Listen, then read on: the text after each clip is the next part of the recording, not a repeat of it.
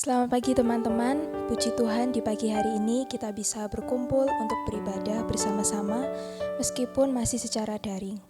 Untuk mengawali ibadah pagi ini, mari kita bangkit berdiri.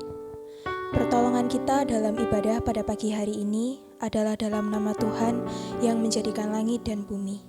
Kasih karunia dan damai sejahtera dari Allah Bapa kita dan dari Tuhan Yesus Kristus menyertai kita sekalian. Amin. Teman-teman silakan duduk kembali. Untuk memulai ibadah kita, mari sama-sama kita pujikan salib-Mu.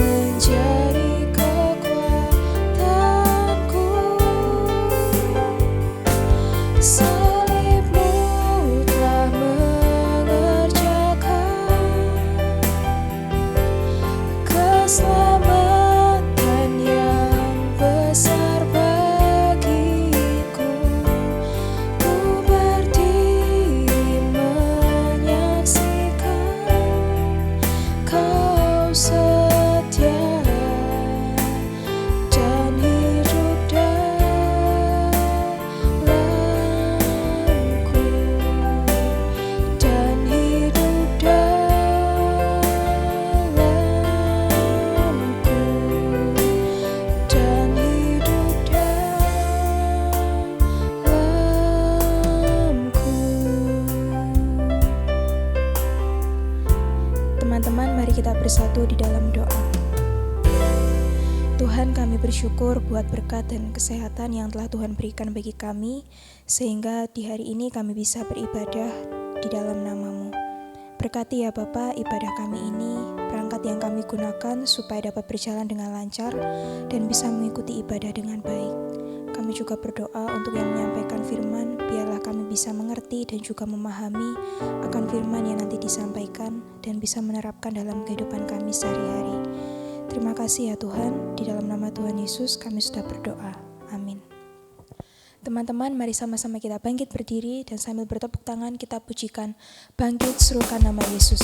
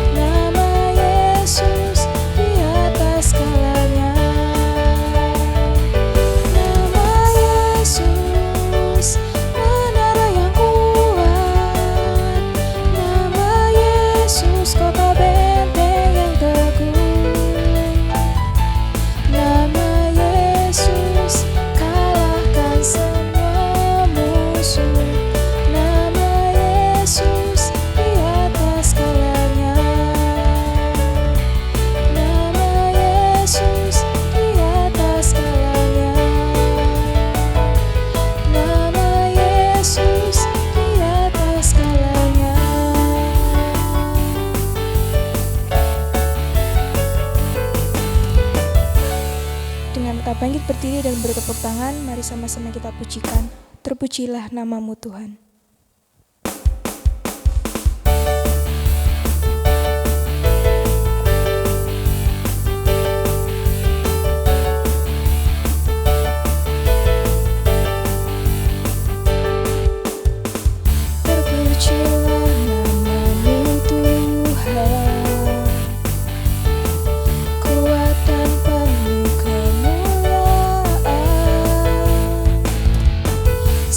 Suara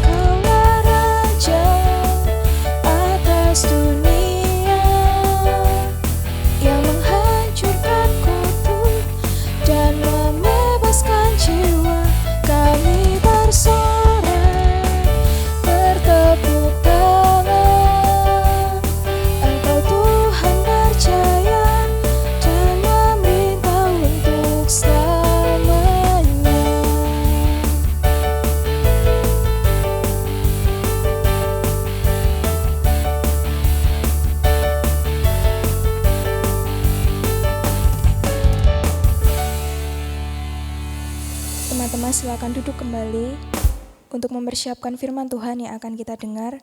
Mari sama-sama kita pujikan seperti yang Kau ingini.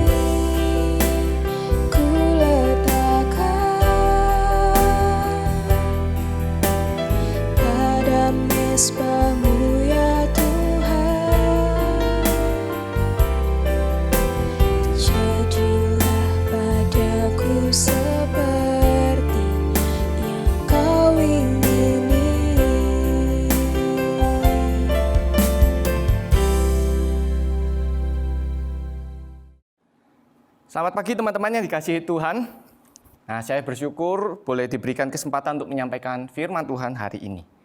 Tapi sebelum kita mendengarkan firman Tuhan pada pagi hari ini, mari kita tundukkan kepala kita berdoa terlebih dahulu. Tuhan Allah Bapa kami yang ada di dalam surga, kami sungguh bersyukur kalau pada pagi hari ini kami diberikan kesempatan untuk boleh sama-sama berbakti dan mendengarkan firman Tuhan. Dan tolong kami ya Tuhan ketika kami mendengarkan firman Tuhan, Kau yang akan memimpin setiap kami. Sehingga ketika kami mendengarkan firman Tuhan ini, firman itu boleh bekerja di dalam kehidupan kami. Dan kami boleh diberikan kekuatan di dalam menjalani kehidupan kami sehari-hari ya Tuhan. Dan kami tidak lupa untuk melakukan firman Tuhan ini di dalam kehidupan kami. Tolong kami ya Tuhan, bantu kami untuk boleh mengerti firman Tuhan. Kami percaya Roh Kudus yang akan memberikan kami kekuatan untuk bisa mengerti, memberikan kejelasan sehingga kami boleh dimengertikan apa yang akan kami dengarkan. Terima kasih ya Tuhan, kami menyerahkan segala sesuatunya ke dalam tangan-Mu. Di dalam nama Tuhan kami Yesus Kristus kami berdoa. Amin. Teman-teman yang dikasihi Tuhan, pada pagi hari ini saya diberikan kesempatan untuk boleh menyampaikan firman Tuhan yang bertemakan fearless. Fearless yang terambil dari Roma 8 ayat 31 sampai 39. Mari kita membacanya secara bersama-sama dari Roma 8 ayat 31 sampai 39. Jikalau teman-teman yang dikasihi Tuhan sudah mendapatkannya, saya akan membacakan buat teman-teman sekalian. Perikop yang diberikan oleh LAI Keyakinan Iman. Sebab itu apakah yang akan kita katakan tentang semuanya itu? Jika Allah di pihak kita, siapakah yang akan melawan kita? Ia yang tidak menyayangkan anaknya sendiri, tetapi yang menyerahkannya bagi kita semua. Bagaimanakah mungkin ia tidak mengaruniakan segala sesuatu kepada kita bersama-sama dengan Dia? Siapakah yang akan menggugat orang-orang pilihan Allah? Allah yang membenarkan mereka. Siapakah yang akan menghukum mereka? Kristus Yesus yang telah mati, bahkan lebih lagi yang telah bangkit, yang juga duduk di sebelah kanan Allah, yang malah menjadi pembela kita. Siapakah yang akan memisahkan kita dari kasih Kristus? Penindasan atau kesesakan atau penganiayaan atau kelaparan atau ketelanjangan atau bahaya atau pedang? Seperti ada tertulis, oleh karena engkau kami ada dalam bahaya maut sepanjang hari. Kami telah dianggap sebagai domba-domba sembelihan. Tetapi dalam semuanya itu kita lebih daripada orang-orang yang menang oleh Dia yang telah mengasihi kita. Sebab aku yakin bahwa baik maut maupun hidup, baik malaikat-malaikat maupun pemerintah-pemerintah, baik yang ada sekarang maupun yang akan datang, atau kuasa-kuasa, baik yang di atas maupun yang di bawah, ataupun sesuatu makhluk lain, tidak akan dapat memisahkan kita dari kasih Allah yang ada dalam Kristus Yesus Tuhan kita. Berbahagialah orang yang mendengarkan firman Tuhan dan melakukan di dalam kehidupannya sehari-hari. Teman-teman yang dikasihi Tuhan, beberapa waktu ini kita dikejutkan oleh peristiwa bom bunuh diri yang dilakukan oleh kawanan teroris yang ada di Makassar. Nah, saya coba memahami bahwa situasi yang ada di Makassar ini bukanlah situasi yang kondusif atau bisa di dalam keadaannya kurang kondusif ini teman-teman. Nah, keadaan ini memunculkan rasa takut kepada banyak orang yang ada di Makassar dan mungkin juga menimbulkan rasa takut kepada orang-orang yang percaya, dalam hal ini orang-orang Kristen dan Katolik. Nah, ketakutan ini muncul itu karena manusia tidak dapat mengontrol situasi yang ada seperti ini, dan hal itu terjadi begitu saja. Jadi tidak ada orang yang tahu kapan teroris ini muncul dan tidak ada yang tahu kapan ini akan terjadi. Jadi ketakutan ini muncul karena manusia itu tidak dapat mengontrol situasi yang ada. Nah, teman-teman yang dikasihi Tuhan, saya pikir inilah hidup yang ada di dalam dunia ini. Segala sesuatu yang terjadi di dalam dunia ini, tidak ada satu orang pun di dalam dunia ini yang mampu untuk memberikan suatu kepastian yang akan terjadi. Hidup yang penuh ketidakpastian inilah yang membuat manusia itu hidup di dalam ketakutan. Jadi hidup yang penuh ketidakpastian itu yang membuat manusia itu hidup di dalam ketakutan. Akibatnya manusia itu berusaha untuk mencari sebuah kepastian, gitu ya, atau berusaha mengusahakan atau mencari sesuatu supaya kepastian itu terjadi di dalam kehidupan dirinya. Karena kepastian itu menjadi sebuah keamanan di dalam hidup manusia. Nah, pernyataannya adalah gini, pertanyaannya. Permasalahannya adalah meskipun manusia itu berusaha untuk mewujudkannya, namun manusia tetap tidak bisa mewujudkan kepastian itu. Jadi manusia meskipun berusaha untuk mewujudkannya, tapi manusia itu tidak bisa mewujudkan kepastian tersebut. Nah, firman Tuhan hari ini itu mengingatkan kepada setiap kita bahwa setiap anak Tuhan itu harus mempercayai Tuhan Yesus. Kenapa? Karena hanya Tuhan Yesus yang mampu memberikan jaminan di dalam kehidupan manusia. Gitu. Jadi memberikan sebuah jaminan, kepastian di dalam kehidupan manusia. Karena ketika setiap anak Tuhan itu bisa mempercayai Tuhan Yesus sebagai Tuhan, maka rasa ketakutan yang muncul di dalam diri itu pasti bisa diatasi. Nah, teman-teman, mari kita melihat dalam perikop yang kita baca, apa sih yang menjadi ketakutan di dalam diri kita? Nah, apa sih yang menjadi ketakutan? Teman-teman yang dikasihi Tuhan, kalau kita lihat di dalam dunia ini ya, seperti yang dikatakan firman Tuhan ayat 35, siapakah yang akan memisahkan kita dari kasih Kristus? Penindasan, atau kesesakan, atau penganiayaan, atau kelaparan, atau ketelanjangan, atau bahaya, atau pedang. Terus itu seperti ada tertulis, oleh karena engkau kami ada dalam bahaya maut sepanjang hari. Kami telah dianggap sebagai domba-domba sembelihan. Nah Pak, teman-teman yang dikasihi Tuhan, memang kita tidak bisa memungkiri ketika kita ini hidup sebagai manusia di dalam dunia ini, rasa takut itu ada di dalam diri manusia, termasuk di dalam diri anak-anak Tuhan, termasuk di dalam diri kalian, gitu ya. Nah, Paulus ini menuliskan di dalam kitab bagian ini kepada Roma dalam jemaat itu, ketika mereka menghadapi sebuah realita di dalam kehidupan mereka pasti akan menghadapi seperti ini. Mereka akan menghadapi rasa takut tersebut. Nah, setiap anak Tuhan yang akan menghadapi berbagai macam penderitaan ini, bahkan penderitaan-penderitaan yang terjadi itu bukan hanya sampai kepada fisik saja, ya, tetapi sampai kepada bahaya maut, sampai kepada kematian. Itulah tantangan penderitaan yang akan dihadapi oleh setiap anak Tuhan. Tantangan-tantangan fisik itulah yang akan dihadapi. Nah, tapi pernyataannya adalah iblis itu, jadi kalau ketika kita tahu bahwa kita akan menghadapi tantangan-tantangan secara fisik, nah iblis itu tidak akan mau menyerah begitu saja, membiarkan anak-anak Tuhan itu hidup di dalam kebenaran. Sehingga tantangan itu ada di dalam hidup anak-anak Tuhan. Nah, teman-teman yang dikasihi Tuhan, mungkin pada saat ini, saya berpikir, setiap kita yang ada di tempat ini, yang ada di gereja ini, tantangan-tantangan ekstrim ini jarang kita temui, gitu ya. Siapa sih yang pernah merasakan penindasan, gitu ya? Atau penganiayaan pada saat ini? Mungkin tidak ada, gitu ya. Tetapi karena kita masih dalam keadaan yang aman, tercukupi. Kita semuanya tercukupi, ya. Perasaan perlindungan kita dapatkan, kebutuhan materi kita dapatkan. Mungkin kita juga berada di dalam keluarga yang baik, gitu ya. Jadi tantangan-tantangan ekstrim yang disebutkan oleh Paulus itu mungkin pada saat ini kita masih belum merasakannya secara nyata, gitu.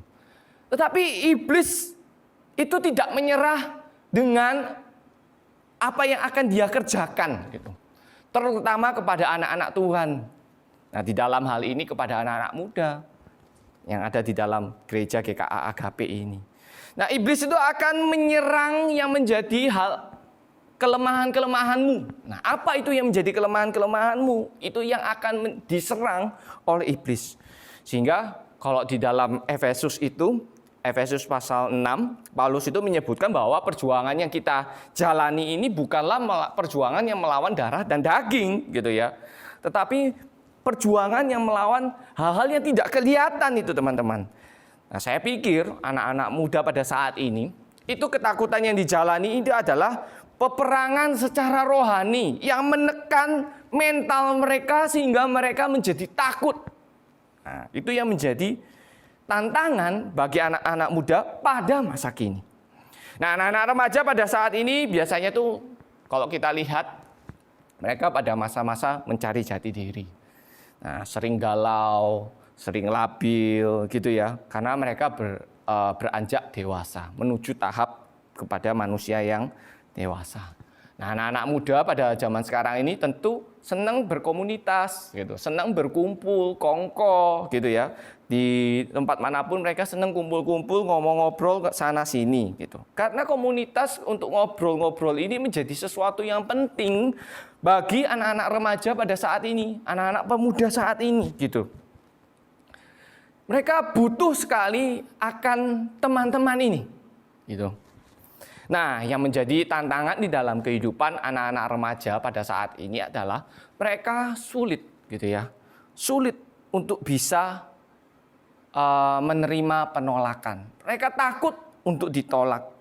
Jadi kalau ada penolakan di dalam komunitas yang mereka jalani, mereka tuh sangat merasakan ketakutan. Ketika saya lihat itu menjadi satu hal yang ditakuti oleh anak-anak remaja.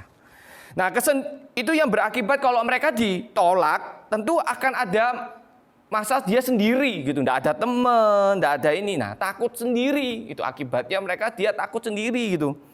Takut sendiri ya tentu enggak enak lah. Manusia tuh tentu butuh teman-teman yang lain, butuh manusia yang lain untuk bisa bersosialisasi.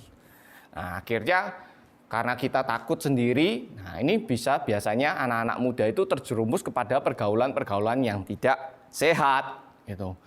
Karena apa? Demi mereka mau masuk ke dalam sebuah komunitas, mereka berani untuk melanggar norma-norma, aturan-aturan, terutama atau bisa juga saya katakan berani untuk melanggar apa yang Tuhan tetapkan, aturan yang Tuhan tetapkan. Sehingga pergaulan mereka menjadi tidak benar demi mendapatkan komunitas tersebut, demi mereka bisa diterima. Nah, akhirnya ada yang kecanduan pornografi, mungkin ada juga yang kecanduan game, bersama main game. Kalau ini game terima. Nah, ada yang juga kalau misalnya nggak ngerokok, terus habis itu kamu dianggap nggak cowok. Nah, ini jadi satu tantangan buat mereka. Nah, tentu ini menjadi pergumulan buat anak-anak muda untuk bisa diterima di dalam sebuah komunitas. Itu butuh perjuangan. Nah, kalau mereka ditolak, mereka merasa takut. Aku nggak punya teman kayak gitu. Nah, teman-teman, inilah ketakutan-ketakutan yang mungkin ada di dalam setiap diri anak-anak muda. Dan mungkin juga ada di dalam diri anak-anak yang hadir pada pagi hari ini. Karena perasaan-perasaan ini, ketakutan-ketakutan ini tidak bisa dikontrol oleh setiap kita. Nah, teman-teman yang dikasihi Tuhan, inilah realita yang dihadapi oleh setiap anak-anak remaja. Memang tidak mudah untuk bisa melaluinya. Memang tidak mudah untuk bisa menghadapi hal-hal ini. Anak-anak muda yang mendapatkan tantangan-tantangan ini, mereka berusaha untuk mempertahankan hidup benar. Tetapi ada ketakutan-ketakutan secara mental yang terus menyerang mereka. Sehingga mereka harus menghadapinya dengan perjuangan yang begitu amat sangat. Namun teman-teman yang dikasihi Tuhan, kita harus tahu mengapa setiap anak Tuhan itu tidak perlu takut untuk menghadapi hal-hal yang seperti ini. Nah, teman-teman yang dikasihi Tuhan, ayat 31 berkata demikian, firman Tuhan berkata demikian, sebab itu apakah yang akan kita katakan tentang semuanya itu? Jika Allah di pihak kita, siapakah yang akan melawan kita? Teman-teman yang dikasihi Tuhan, kalau kita membaca secara keseluruhan dari kitab Roma ini, kita membaca sebelumnya, maka kita akan dapat menerima dan menemukan bahwa setiap orang yang menerima Tuhan Yesus, itu pasti akan ada tantangan yang harus ia hadapi. Ada tantangan yang harus ia hadapi.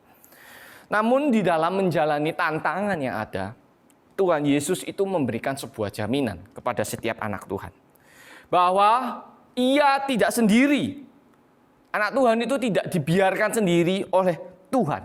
Karena Tuhan sendiri itulah yang akan menjadi penolong kita, yang akan menjadi pelindung kita. Sehingga ketika kita melihat, mendengar firman Tuhan ini, jaminan inilah yang membuat setiap anak Tuhan itu mendapatkan rasa aman di dalam hidupnya. Kalau kita memegang jaminan ini, tentu kita akan merasakan ketenangan. Nah, teman-teman, contohnya ini aja ya, teman-teman. Mungkin kita sulit untuk bisa merasakan, oh ya, apa sih kayak gitu. Contohnya aja ya. Teman-teman, kita tidak lepas dari yang namanya HP. Ini kan ya. Nah, teman-teman pasti punya HP, bahkan mungkin yang lebih canggih daripada saya. Nah, teman-teman, kita tidak lepas dari HP, laptop. Nah, teman-teman, barang-barang ini dekat dengan kita. Kalau teman-teman itu membeli barang-barang seperti ini, tentu kita juga memperhatikan. Nah, teman-teman terutama juga memperhatikan garansi yang diberikan oleh barang yang kita beli. Gitu ya. Kita lihat, ada garansi apa nih? Ada garansi apa? Oh, dibaca mungkin, ya saya pikir anak-anak nggak akan membaca. Yang penting ada garansinya. Yang penting ada garansinya. Nah, teman-teman, garansi ini loh. Garansi ini yang membuat setiap kita itu diyakinkan. Lebih yakin lagi ketika kita membeli barang tersebut. Karena kalau kita ada garansi, karena di dalam masa garansi tersebut terjadi sesuatu kerusakan, kita bisa mengembalikan barang tersebut, gitu ya. Jadi kita merasa ada, oh ya, kita beli harganya mahal nih. Kalau misalnya terjadi sesuatu di tengah-tengah perjalanan selama ada masa garansi, aku merasa aman. Karena barangku masih bisa diperbaiki tanpa harus mengeluarkan sebuah biaya. Nah, ini adalah sebuah jaminan. Nah, teman-teman yang dikasihi Tuhan, demikian pula dengan setiap kehidupan kita pada saat hari ini. Tuhan itu memberikan kepada kita itu jaminan. Ini Tuhan yang memberikan jaminan kepada setiap kita. Bahwa Ia akan menolong setiap kita yang percaya kepada Dia. Yang ngomong ini adalah Tuhan. Bahwa Tuhan sendiri yang akan memberikan jaminannya. Dia akan menjadi penolong sampai kepada kita. Nah, bukan hanya memberikan sebuah jaminan ketika Paulus menuliskan hal ini, teman-teman. Paulus memberikan sebuah penjelasan lagi yang lebih lengkap lagi. Kenapa kita harus percaya kepada Tuhan Yesus? Bukan hanya memberikan sebuah jaminan saja, tetapi apa yang Tuhan itu sudah lakukan di dalam kehidupan anak-anak orang percaya itu. Ayat yang ke-32 itu ngomong gini, Ia yang tidak menyayangkan anaknya sendiri, tetapi yang menyerahkan bagi kita semua. Bagaimanakah mungkin Ia tidak mungkin mengaruniakan segala sesuatu kepada kita bersama-sama dengan Dia. Teman-teman yang dikasihi Tuhan, Allah Bapa itu sudah menyerahkan yang terbaik untuk menebus setiap kita manusia yang berdosa. Siapa yang diserahkan? Anaknya yang tunggal kepada setiap manusia. Teman-teman yang dikasihi Tuhan, kalau kita berpikir dan kita mau coba membayangkan, melihat apa yang Tuhan sudah perbuat. Tuhan itu adalah pencipta kita, gitu ya. Kalau kita ini adalah ciptaan, dan sedangkan ciptaan kita ini adalah ciptaan yang rusak, gitu ya. Rusak, gitu. Kalau kita bayangin, kita yang membeli barang ini, misalnya kita beli handphone, terus itu barang ini rusak. Kita mau nggak bela-belain gitu ya? Keluarin, misalnya hancur, pecah, sampai tak berbekas. Terus habis itu kita belain, keluarin biaya yang begitu besar untuk memperbaiki benda ini, HP ini, untuk menjadi seperti semula. Saya pikir kok sangat sulit ya. Harganya sudah, mungkin kalau kita beli dengan harga yang sama, gitu ya, kita bisa dapat handphone yang lebih canggih. Nah, ini juga mungkin yang bisa kita bayangkan, teman-teman. Tuhan itu adalah pencipta kita. Kita ini adalah ciptaan yang rusak, yang karena dosa, gitu ya. Habis itu tidak selayaknya mendapatkan penebusan daripada Tuhan kita, Yesus Kristus. Tetapi apa yang Tuhan Yesus lakukan buat kita? Dia mau mati buat ciptaannya. Dia mau mengorbankan dirinya untuk kita. Teman-teman, tentu hal ini sangat sulit kita temukan di dalam zaman seperti ini. Kita akan sulit untuk bisa melihat ada orang yang mau bertaruh nyawa, memberikan nyawanya kepada orang lain yang sebenarnya tidak patut untuk diselamatkan. Sungguh kita sulit melihat. Apalagi kalau kita dengar pada medsos beberapa waktu ini ya teman-teman. Ada orang itu yang berlaku tuh semena-mena. Hanya karena dia memiliki kedudukan. Terus habis itu dia bisa melakukan hal-hal yang tidak baik kepada orang lain. Dan bahkan tidak mau mengakui kesalahannya. Lebih buruk lagi, dia mengancam orang lain tersebut. Nah, hal ini itu tidak ditunjukkan oleh Tuhan Yesus. Tuhan Yesus tidak menunjukkan keegoisan yang dia miliki. Tuhan Yesus yang adalah Tuhan. Dia punya kasih yang begitu besar kepada setiap kita. Sehingga Ia mau mati buat setiap kita. Nah, teman-teman yang dikasihi Tuhan, kita baru saja merayakan Paskah. Tentu kita sudah tahu apa yang Tuhan Yesus lakukan. Apa yang Allah Bapa berikan. Bahwa kita tahu bahwa Tuhan Yesus itu mati di kayu salib. Dan ketika Tuhan Yesus itu menghadapi kematiannya, Tuhan Yesus itu menjalaninya dengan tidak mudah. Kalau kita baca firman Tuhan. sebelum dia disalibkan. Tuhan Yesus berdoa di Taman Getsemani kepada Allah Bapa. Dia bercerita tentang seluruh pergumulan yang ia hadapi. Bahkan ada perikop yang mengatakan bahwa ketika ia berdoa, cucuran keringatnya itu seolah-olah seperti darah yang menetes keluar dari tubuhnya Tuhan Yesus. Dan ia merasakan begitu gentar rasanya ketika harus menghadapi kematian yang harus ia jalani. Teman-teman yang dikasihi Tuhan, itu semua dilakukan oleh Tuhan Yesus. Tuhan Yesus mati di kayu salib, menerima hukuman yang seharusnya ia tidak terima. Tetapi ia melakukannya itu karena ia tahu bahwa manusia itu tidak mungkin dapat untuk melakukan penebusan secara sendiri. Hanya melalui salib itulah Tuhan Yesus mampu membersihkan setiap dosa yang ada di dalam diri manusia. Sehingga relasi manusia yang rusak dengan Allah Bapa itu menjadi terhubung kembali. Terjadi rekonsiliasi yang baik antara manusia dengan Allah. Kemudian apa yang dikatakan firman Tuhan lagi di dalam ayat 34. Kristus Yesus yang telah mati, bahkan lebih lagi yang telah bangkit, yang juga duduk di sebelah kanan Allah, yang malah menjadi pembela kita. Teman-teman yang dikasihi Tuhan, kematian Tuhan Yesus itu bukan hanya sampai di kayu salib itu saja dan berhenti sampai di situ saja. Tetapi Paulus di sini juga mengingatkan kepada setiap jemaatnya bahwa karya Tuhan Yesus itu tidak berhenti sampai di situ, melainkan ditunjukkannya sampai kepada kebangkitan Tuhan Yesus dari kematian. Karena kebangkitan Tuhan Yesus itulah yang menjadi bukti bahwa Tuhan Yesus itu menang atas maut, berkuasa atas maut. Sehingga kalau kita lihat di dalam 1 Korintus 15 ayat 14 dan 17 yang mengatakan kalau Kristus itu tidak bangkit, maka sia-sialah iman yang dimiliki oleh orang Kristen. Jadi kalau Kristus itu tidak bangkit, maka sia-sialah iman percaya kita kepada Tuhan Yesus. Tetapi Tuhan Yesus menunjukkannya, ia memenuhi janjinya kepada setiap umat percaya. Bahwa ia pada hari ketiga itu bangkit dari antara orang mati. Dan setiap umat yang percaya kepada dirinya dapat melihat bahwa Tuhan Yesus itu menepati setiap janji-janjinya. Teman-teman yang dikasihi Tuhan, tidak ada manusia di dalam dunia ini seperti Tuhan Yesus. Kita pada saat ini sulit untuk bisa menemukan orang-orang yang dapat memenuhi janjinya.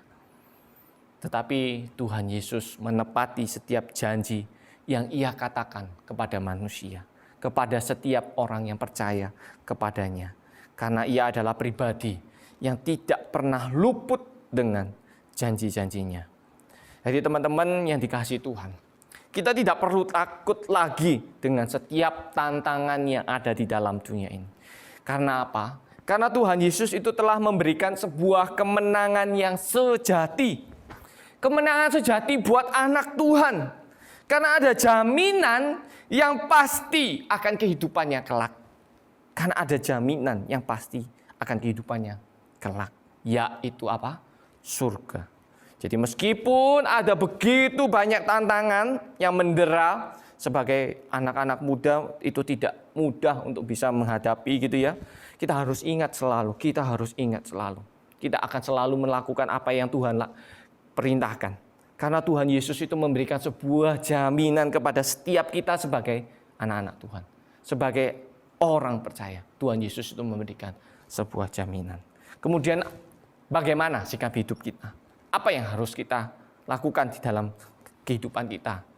Ayat 37 sampai 39 berkata demikian. Tetapi dalam semuanya itu kita lebih daripada orang-orang yang menang. Oleh Dia yang telah mengasihi kita. Sebab aku yakin bahwa baik maut maupun hidup, baik malaikat-malaikat maupun pemerintah-pemerintah, baik yang ada sekarang maupun yang akan datang, atau kuasa-kuasa, baik yang ada di atas maupun yang di bawah, ataupun sesuatu makhluk yang lain, tidak akan dapat memisahkan kita dari kasih Allah yang ada dalam Kristus Yesus, Tuhan kita.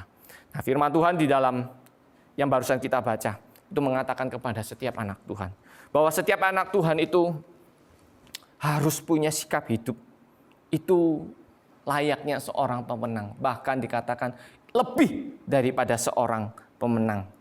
Ya, kalau pemenang itu kita bisa lihat senang, sukacita. Nah, kita lebih daripada itu. Karena Tuhan Yesus kita itu telah memberikan sebuah jaminan yang pasti kepada setiap anak Tuhan untuk dapat hidup bebas berkemenangan tanpa adanya rasa takut di dalam hidup mereka. Nah, kemenangan yang utama yang ada di dalam diri setiap anak-anak Tuhan itu adalah kemenangan atas maut dan mendapatkan hidup yang kekal. Dan hal inilah yang menjadikan setiap anak Tuhan itu patut untuk bisa berbangga, melebihi dari apapun. Jadi ketika tantangan itu hadir di dalam setiap anak Tuhan itu, kita bisa merasakan kasih Tuhan itu ada di dalam diri kita. Dan kita bisa lihat, oh iya, apapun yang mendera diriku saat ini, Tuhan telah memberikan sebuah janjinya yang pasti kepada hidupku. Aku tidak mungkin dibiarkan Tuhan itu sendirian. Aku tidak mungkin dibiarkan Tuhan. Tetapi Tuhan itu yang akan menjadi pembelaku. Teman-teman yang dikasihi Tuhan, saya yakin dan percaya. Setiap anak muda, kalau sejak mudanya itu ya, hidupnya itu mau di dalam kebenaran. Di dalam kebenaran. Tuhan itu tidak mungkin akan membiarkan hidupnya sendirian. Kasih Tuhan itu akan tetap beserta dengan dia.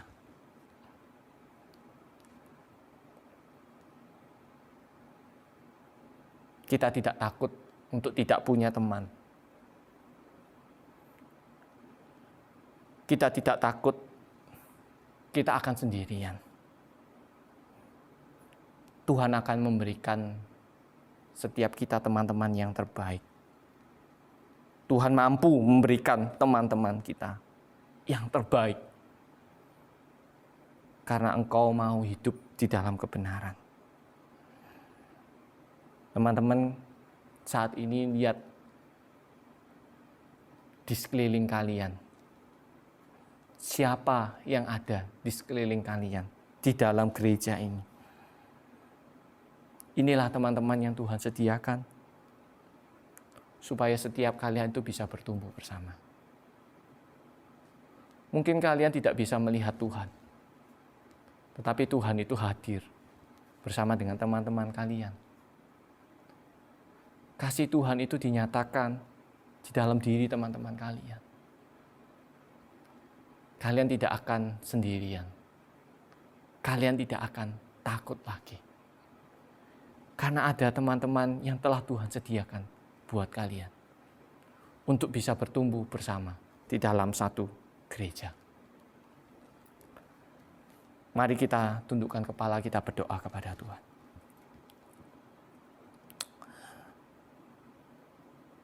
Tuhan Allah Bapa kami yang ada di dalam surga. Ketika kami harus menjalani kehidupan kami pada saat ini ya Tuhan. Kami mungkin melihat begitu banyak realita-realita yang menakutkan di dalam kehidupan kami.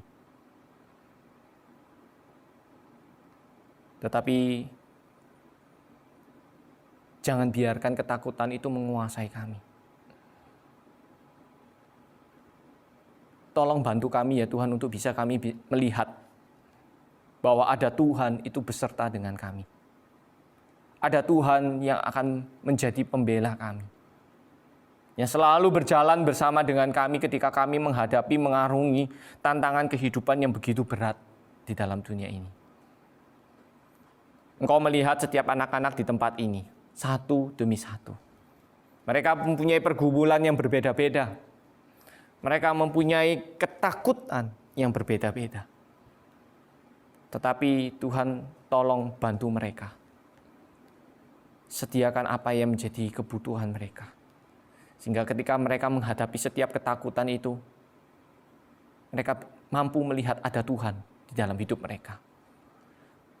Mungkin mereka menemukan teman yang mampu memberikan sebuah jawaban. Mungkin mereka menemukan seorang pembimbing yang bisa menjawab pergumulan mereka. Mungkin mereka juga ditemukan dengan orang-orang tua yang begitu mengasihi mereka di dalam kesendirian mereka, yang mengerti apa yang menjadi pergumulan mereka. Tuhan, tolong setiap anak-anak-Mu di tempat ini. Kalau mereka menghadapi pergumulan, tantangan di dalam masa-masa remaja ini, menuju ke tahap yang lebih dewasa lagi, jangan biarkan ketakutan itu menggerogoti mereka. Tetapi biarkan tangan Tuhan yang akan melindungi mereka, menjagai mereka, menjauhkan mereka dari segala macam bahaya. Terima kasih ya Tuhan. Kami menyerahkan setiap anak-anak-Mu di tempat ini untuk bisa terus berjalan bersama Tuhan. Terima kasih Tuhan. Di dalam nama Tuhan kami Yesus Kristus kami berdoa. Amin. Untuk meresponi firman Tuhan yang baru saja kita dengar, mari kita pujikan kembali seperti yang Kau ingin.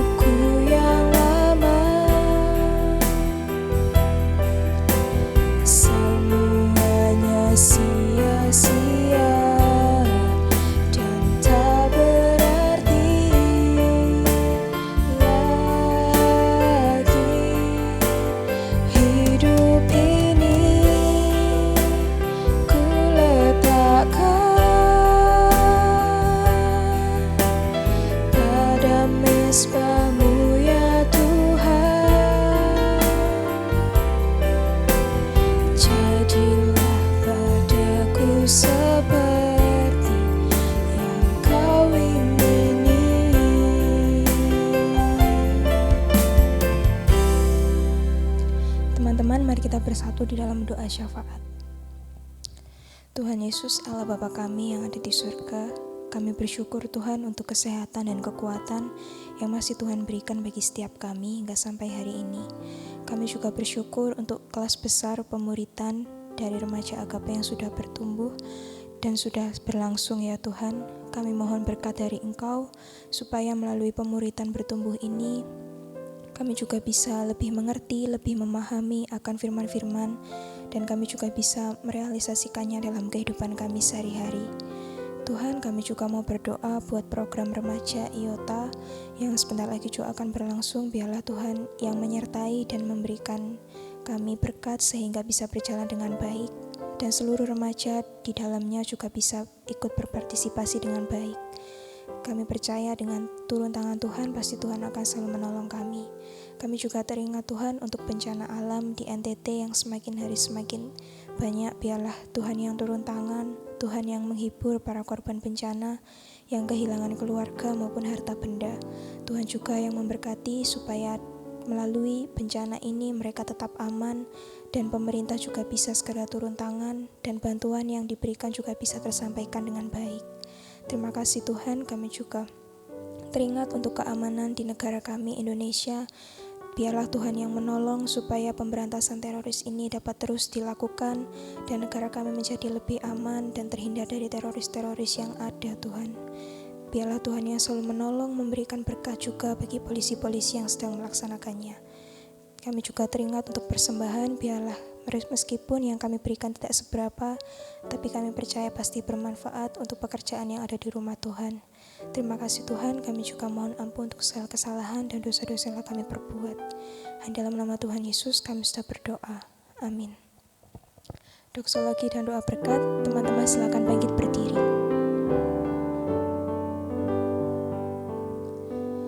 Puji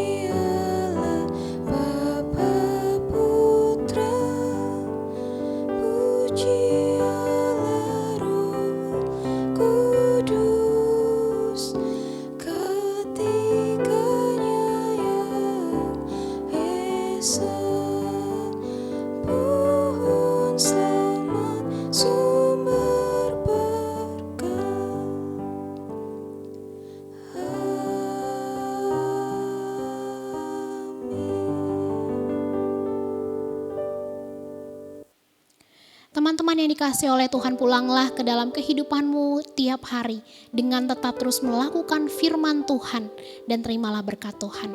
Tuhan memberkati engkau dan melindungi engkau. Tuhan menyinari engkau dengan wajahnya dan memberi engkau kasih karunia. Tuhan menghadapkan wajahnya kepadamu dan memberi engkau damai sejahtera dari hari ini sampai Maranatha. Amin. Bapak, terima kasih.